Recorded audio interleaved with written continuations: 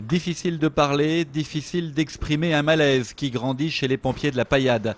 Depuis le début de l'année, ils ont réalisé 200 interventions pour des incendies de voitures ou de poubelles. Le problème dans ces cas-là, c'est l'hostilité grandissante qu'ils subissent, pouvant aller jusqu'à l'agression. Il y a eu sur certaines interventions, un peu plus que des provocations, des jets de projectiles, style canette de bière, et jusqu'à même des morceaux de pavés de briques.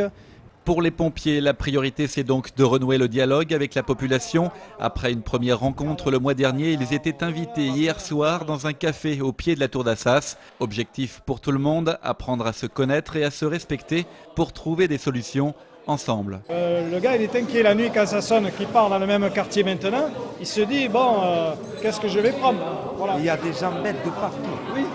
Ils sont très bêtes ces gens. Il faut savoir une chose, c'est que des fois on sent ça comme une agression. Quand on arrive dans un quartier, qu'on commence à maîtriser le quartier et on commence à dire aux gens de s'écarter.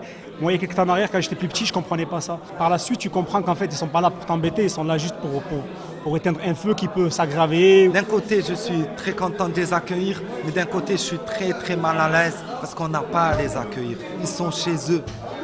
On n'a pas à dire aux gens vous êtes les bienvenus.